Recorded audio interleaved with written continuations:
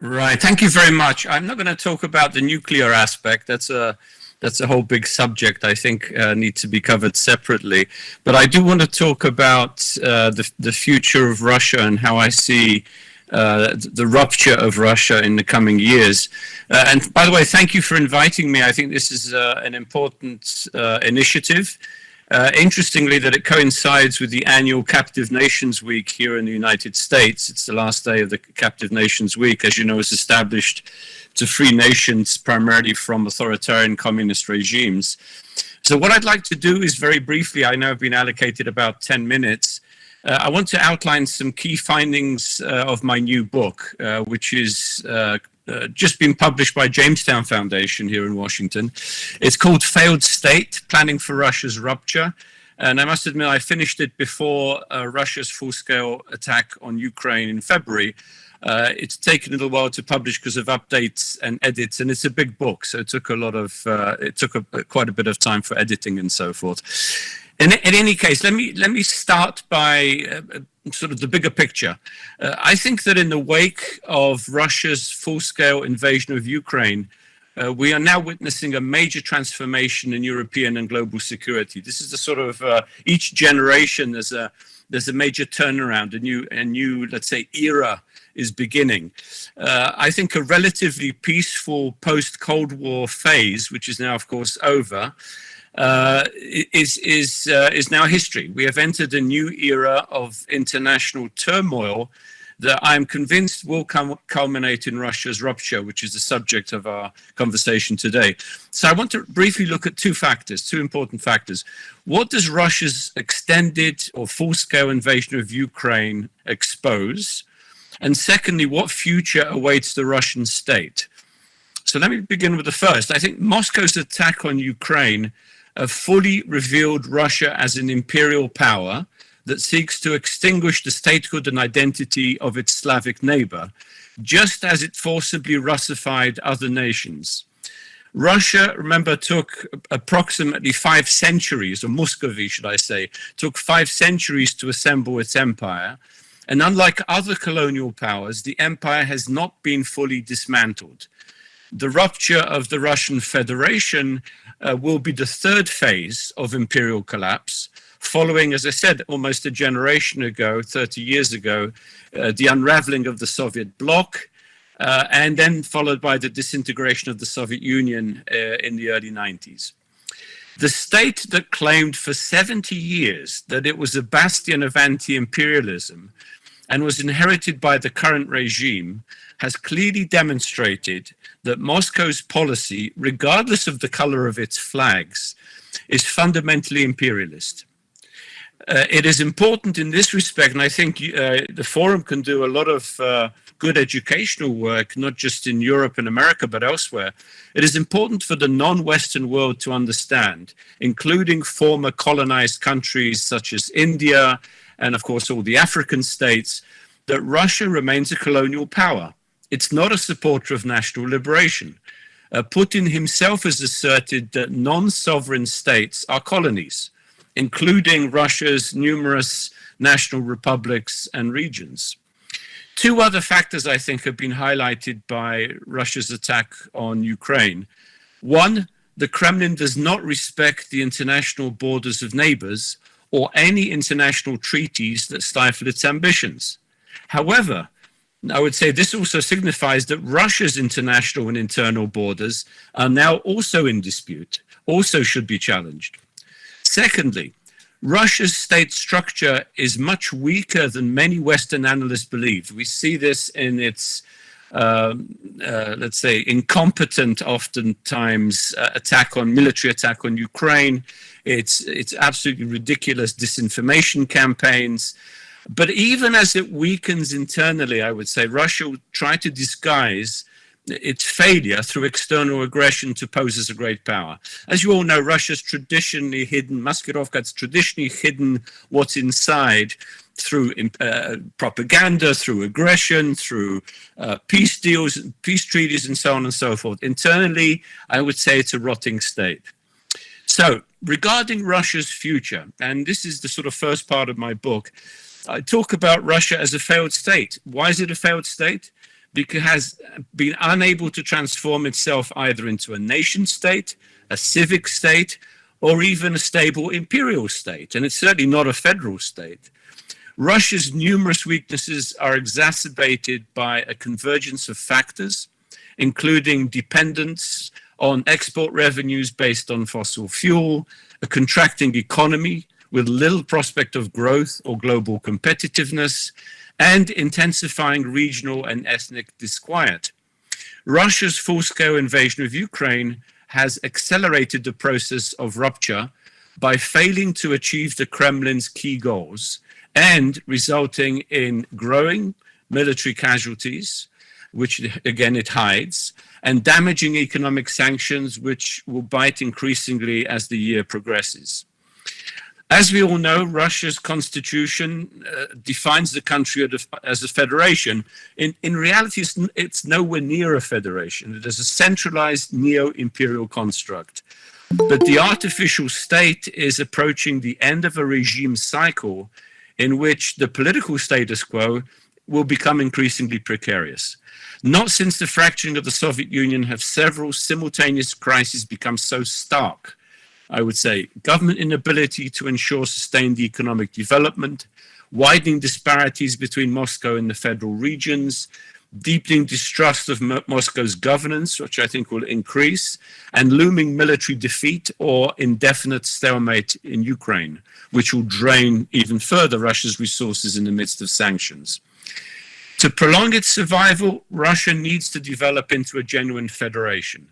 But instead of pursuing decentralization to accommodate the aspirations of distinct national and regional interests, the Russian government is engaged in wholesale repression.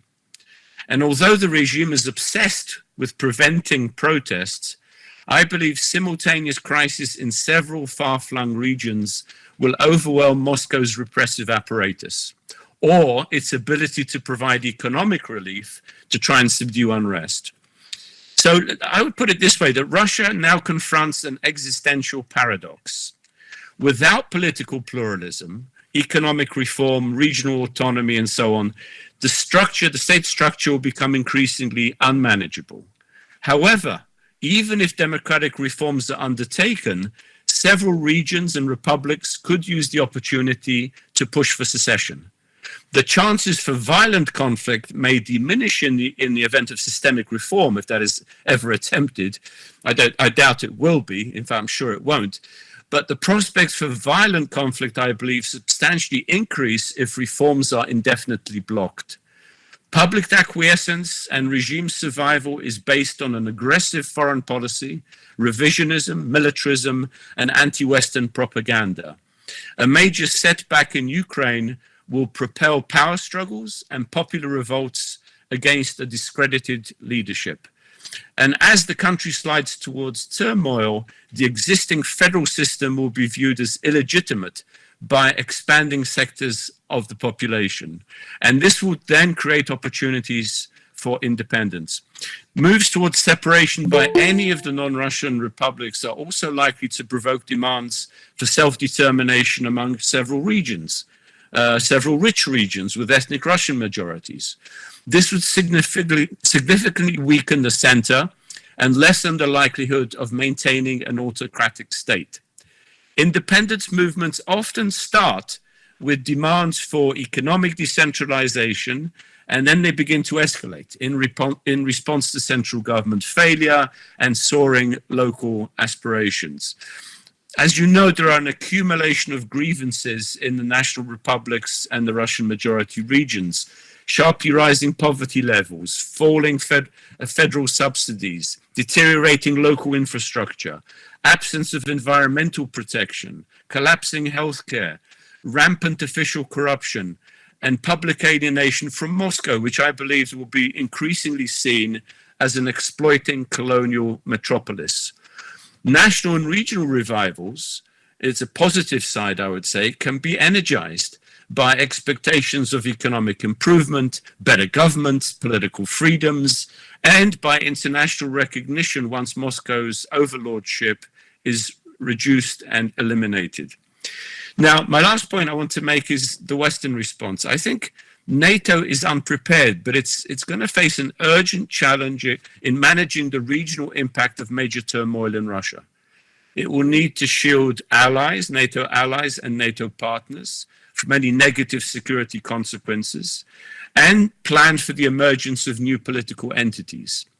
My book actually contains an entire chapter, the last chapter, of policy recommendations as Russia slides towards dissolution, which include acknowledging the sovereignty of those republics and regions that want to secede, developing linkages with these new entities, and very importantly, closely coordinating with countries that will be directly affected by Russia's transformation, all the way from Finland to Japan. I'm not going to list them all the countries, particularly those that are directly border Russia.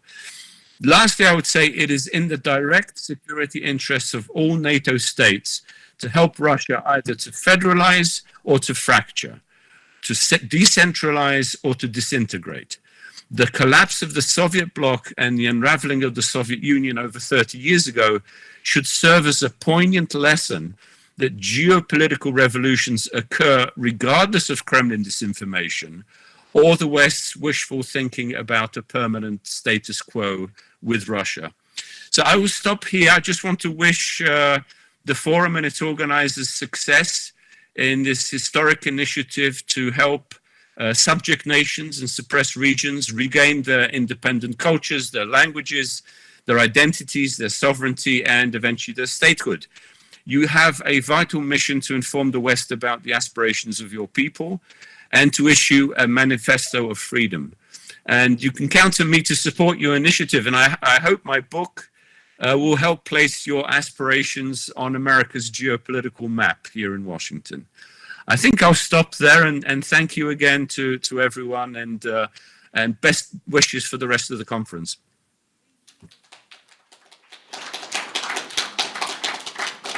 Yeah, many thanks, Janusz. We already received one question through the chat, and the question concerns your perception of the future of Kaliningrad region. How do you see it? Good question. I devote a section to it. I'm not going to go into detail. As you know, the final status of Kaliningrad has never been agreed, never been settled. I mean, basically, the Russian Federation within the Soviet Union annexed it, but it wasn't a legitimate incorporation. It wasn't done through any voting, through any referenda, through any international agreement. So the future of Kaliningrad, I think, is really up to the people of Kaliningrad. Do they want to be an independent fourth Baltic Republic that could then qualify as Lithuania, Latvia, and Estonia have done into the European Union? I think actually that's probably the best solution. I believe small is often beautiful. I did a lot of work, I remember, in the Balkans, in Western Balkans when Yugoslavia collapsed. And there was a lot of argumentation at that time, will Montenegro, will Croatia be a viable state? Yes, absolutely. And I think Kaliningrad can also be a viable state.